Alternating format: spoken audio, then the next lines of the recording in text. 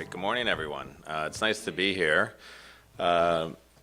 especially because 5 years ago this week, my dad died, and he was a Christian brother for 22 years, so it's, I guess, a miracle that I'm here, but he'd be tickled to know about this event. So I'm a faculty member here at the School of Social Work, and Dean Flynn, who couldn't be here today, always suggests that we start our presentations with a joke. And so last night I was looking up jokes about, priests and rabbis and ministers walking into a bar, and I just felt like that probably isn't appropriate for today. So I'm just going to forgo the joke. Glad that my dean's not here, and get into my remarks really about Housing First. And I think some of you may know what Housing First is. If you don't worry. That's what I'm going to talk about. And if you do, I hope that maybe by the end of today's conversation, you'll think about it a little differently. I just wanted to get a quick show of hands here. How many people think that homelessness has gotten worse in the U.S. over the past 10 years? Quick show of hands. Okay. So it's always good. I think learning from your mistakes, you kind of realize, that's where you learn stuff. So it's great because actually homelessness in the country is getting better, right? We do this homeless count every year. We do it in LA, and if you look at the point in time count over the past 10 years, you see actually a pretty good a pretty good slope downward, and so that's good.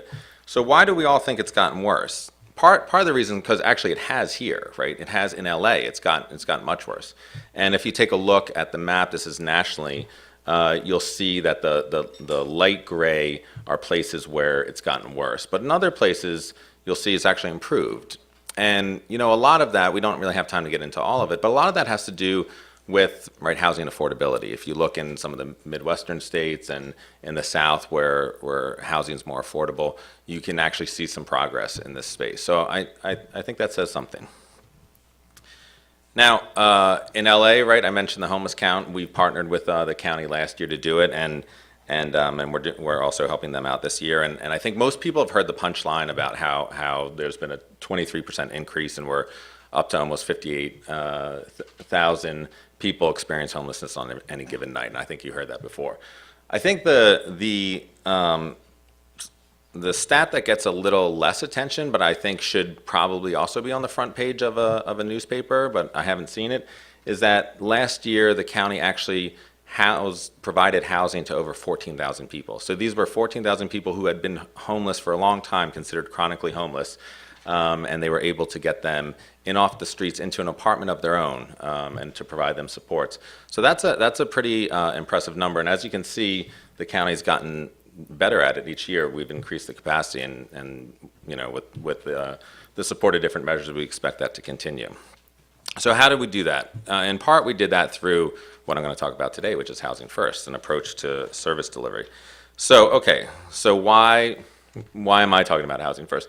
Well, in part, you heard I ran a Housing First agency. I do research on it, but also because, shameless plug for my book, I wrote a book on it. So with my co-authors, Deborah Paget and Samson Barris.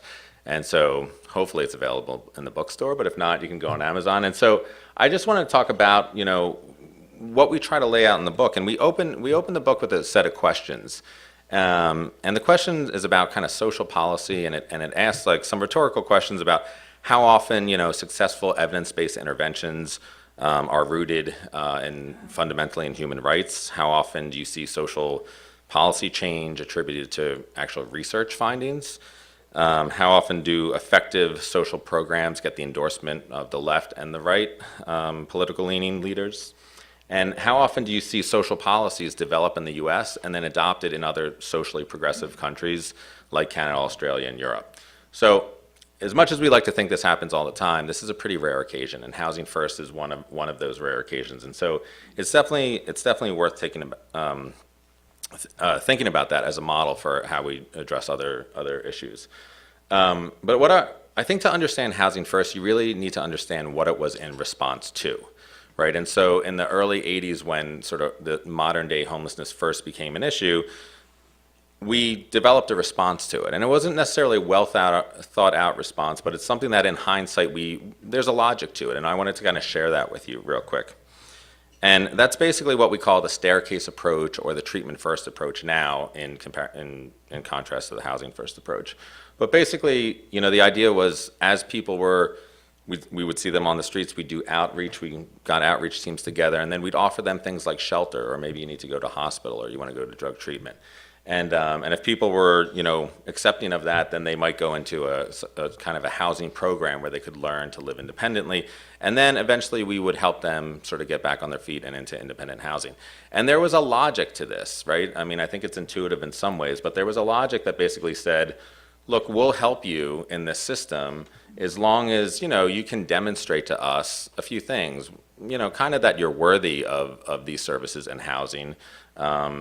People would have to listen to the advice of social workers like myself and agree with what I'm saying. They'd have to get some clean and sober time. They'd have to become psychiatric stable.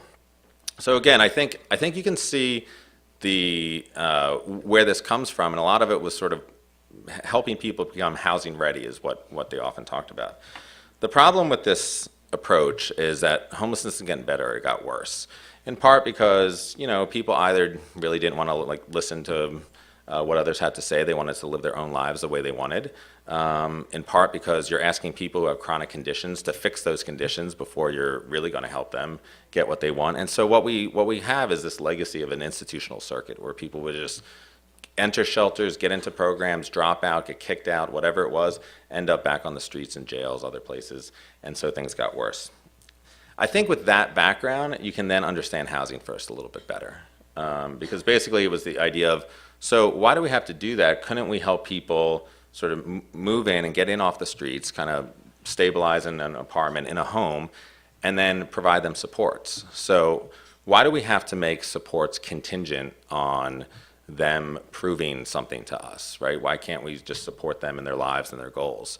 And, ultimately I think that these are different models. One sounds a lot like it's about housing, the other is about treatment.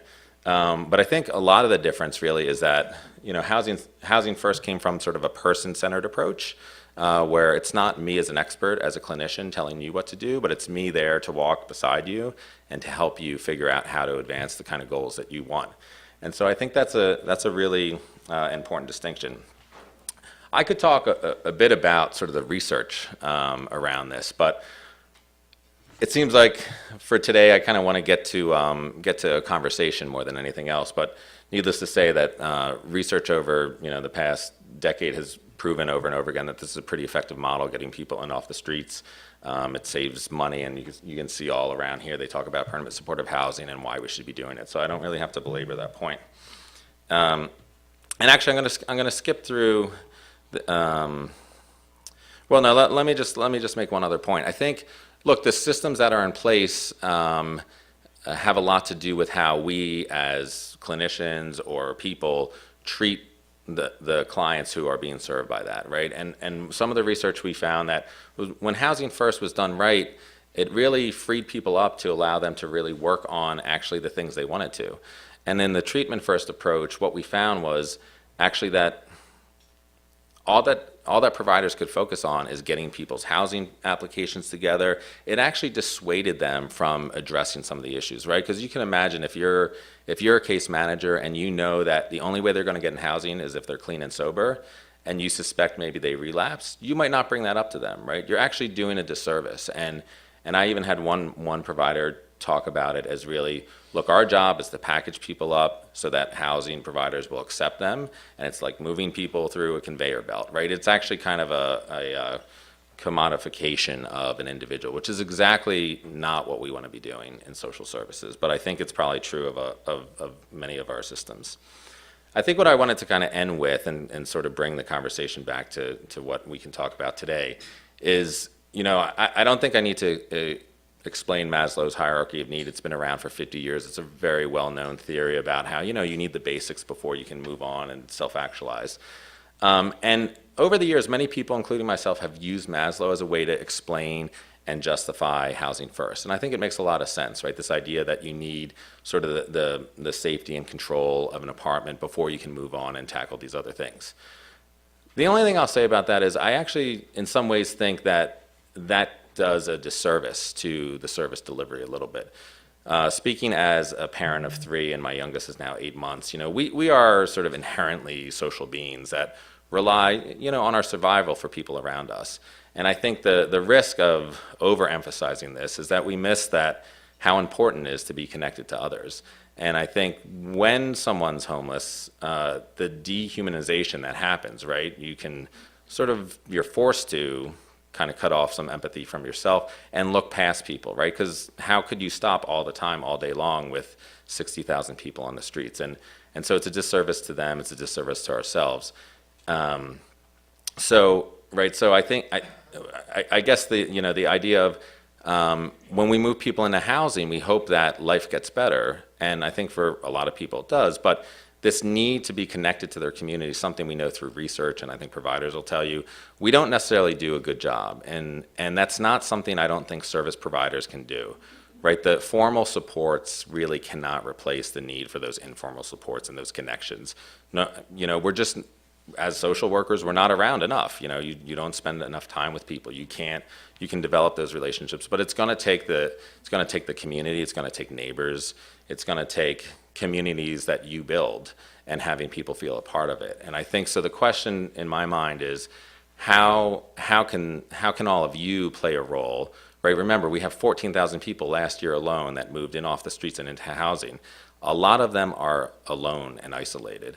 And as much as we reach out, we can't get to all of them. And so, there's a lot of goodwill right now, and clearly people are passing measures to make a difference. But how can we make a difference actually connecting to one another?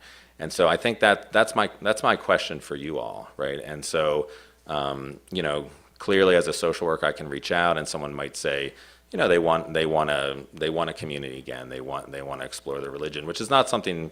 Actually, as social workers, we're quite bad at kind of engaging in those conversations around spirituality, which is something we need to work on. But for those people who do, what do we do as providers, and how can we connect with you all to really transform things in a different way?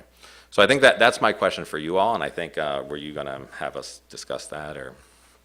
Yeah. Okay. Well, thank you for listening.